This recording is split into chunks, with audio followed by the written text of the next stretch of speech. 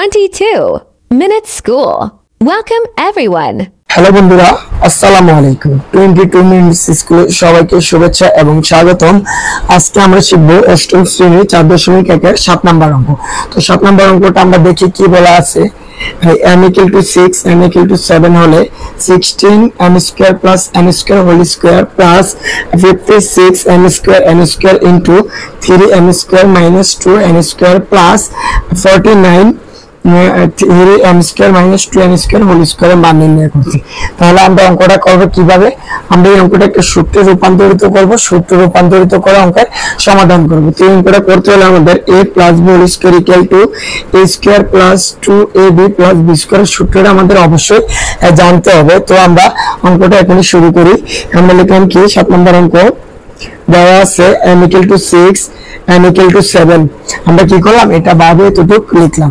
তারপরে যেহেতু আমরা অঙ্কটা একটু বড়, সেই অঙ্কটা করতে হলে আমাদের একটা কাজ করতে হবে। কাজটা হচ্ছে, দেখো আমরা আগে অঙ্কটা পড়ি।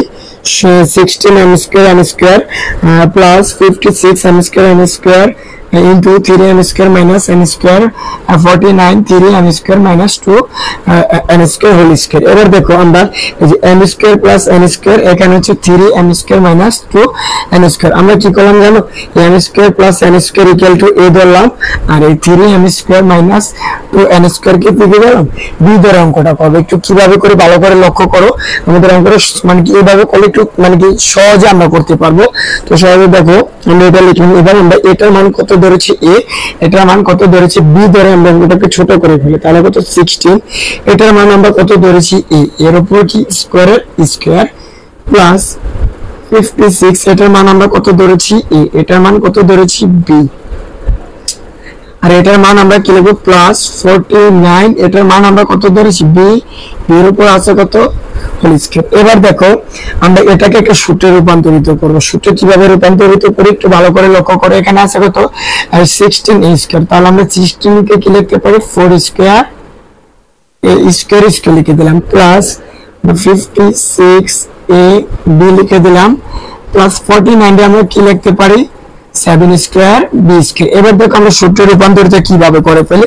4 এর উপর স্কয়ার a এর উপর স্কয়ার, তাহলে আমরা লিখতে পারি কি 4a হোল স্কয়ার। এবার আমরা এটাকে করি 7 এর উপর স্কয়ার b এর উপর স্কয়ার, তাহলে আমরা লিখতে পারি কি 7b হোল স্কয়ার। এবার আমরা এই সূত্রে রূপান্তরিত করব। দেখো আমাদের a হয়ে গেছে, b হয়ে গেছে, a আমাদের a আমাদের b, মাঝখানের প্রয়োজন কত 2ab। তাহলে আমরা লিখলাম প্লাস সূত্রের প্রয়োজন কত 2, তাহলে a কোনটা, a হচ্ছে 4a, b কোনটা, b হচ্ছে 7।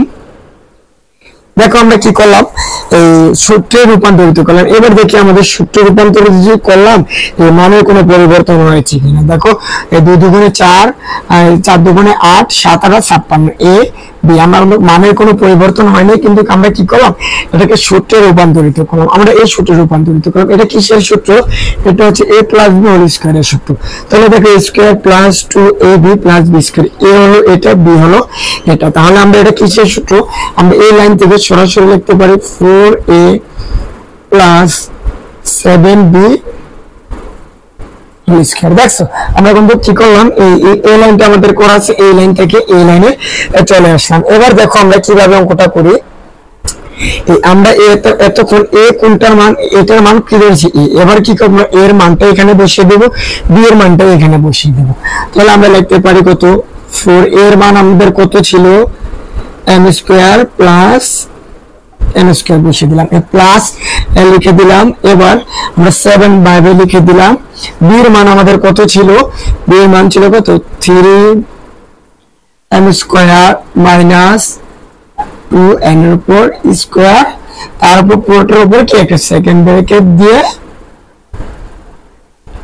হোল স্কয়ার লিখে দিলাম। আশা করি এতটুকু বুঝতে পারছো। আমরা এর মান বসিয়ে দিয়েছি, b এর মান বসিয়ে দিয়েছি, আমরা এই এর মান বসিয়ে দিয়েছি, b এর মান বসিয়ে দিয়েছি। এবার আমরা করে দেখো f4 এর সাথে কি আকারে গুণ আকারে, তাহলে আমরা এইটা গুণ করে ফেলি। f4 এর সাথে m এর সাথে গুণ আকারে, f4 n এর সাথে গুণ আকারে, তাহলে আমরা লিখতে পারি কত 4m² প্লাস 4n এর উপর স্কয়ার।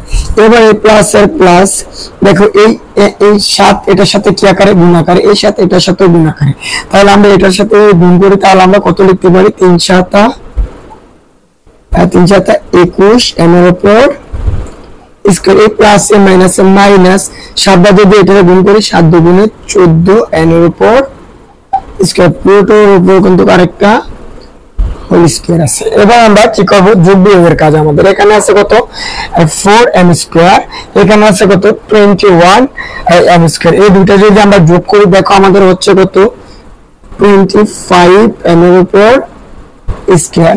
এবার দেখো এখানে মাইনাসের 14m স্কয়ার, এখানে প্লাসের 14m স্কয়ার, তাহলে আমাদের হচ্ছে কত 14 তে যদি 4 জায়গা তাহলে হচ্ছে কত আমাদের 14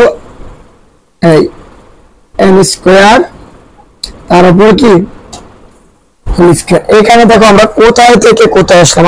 এবার দেখো একটু ভালো করে লক্ষ্য করো, আমাদের অঙ্ক প্রায় শেষ। আমাদের এখানে 7 আমরা এটা এখানে করি, আমরা এই লাইনটা আবার উঠিয়ে নেই। এখানে আছে কত 25m স্কয়ার মাইনাস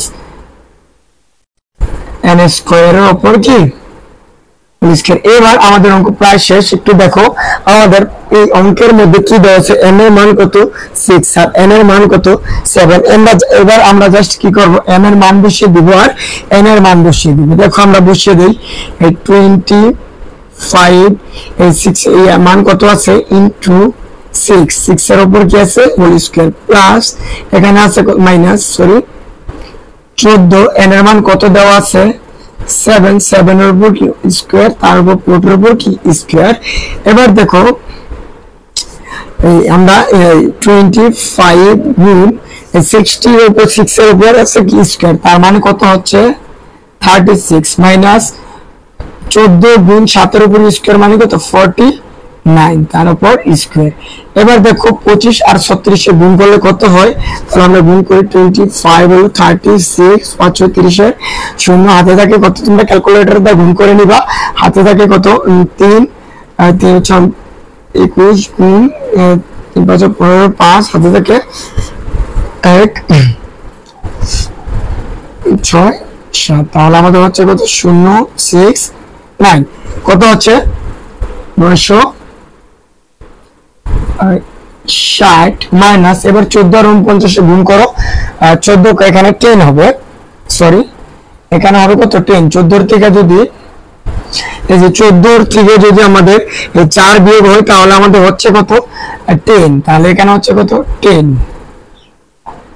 দেখো 14 n স্কয়ার থেকে যদি আমাদের plus n square 4n square বাদ দিই তাহলে আমাদের হবে কত 10 n স্কয়ার। এবার আমরা বিয়োগ করি, এটা যে বিয়োগ গুণ 10 আর 449 কে গুণ করলে হবে কত 400, তার উপর কি দিলাম আমরা স্কয়ার দিলাম। তারপর আমরা কি করব, এই গুণটা দেখে আমাদের 530 এর শূন্য হাতে থাকে 3 6 দুগুণে 12 12 এর 3 15 5 3 6 5 30 শূন্য 12 36। আচ্ছা আমরা এই গুণটা আবার ভালো করে করি, কত 25 গুণ কত 36, তাহলে 5 6 30 30 এর শূন্য হাতে থাকে 3 6 দুগুণে 12 12 আর 3 এর যোগ করলে কত 15 গুণ। এবার যদি আমরা 3 দ্বারা 5 এর গুণ করি 3 5 15 5 হাতে থাকে কত 1 3 দুগুণে 6 6 এর 1 7, আমরা 0 5 10 শূন্য হাতে থাকে কত 5 5 10 শূন্য হাতে থাকে 1 9 বরাবর কিন্তু 900 হচ্ছে। এবার যদি আমরা 900 থেকে 490 বিয়োগ করি তাহলে আমাদের থাকবে কত 900 থেকে 490 বিয়োগ করলে আমাদের হয়তো থাকবে 410, তার উপর কি স্কয়ার। এবার 410 এর উপর স্কয়ার মানে হচ্ছে 410 গুণ 410। এবার 410 আর 410 যদি তোমরা গুণ করে ক্যালকুলেটরে দেখবে তোমাদের রেজাল্ট হবে 16810। তোমরা ক্যালকুলেটরে এটা করে নিবা, তোমরা 410 আর 410 এ গুণ করবা, গুণ করলে তোমাদের রেজাল্ট হবে এটা। এই ছিল আমাদের 7 নাম্বার অঙ্ক। অঙ্কটা একটু বড় তাই আমরা মানে একটু আমাদের সময় লেগেছে করার জন্য, একটু কঠিন বটে, তো একটু ভালো করে যদি আমরা আস্তে আস্তে করি তাহলে কিন্তু সহজে সমাধান পেয়ে যাবো আমরা। এই ছিল আজকে আমাদের 7 নাম্বার অঙ্ক।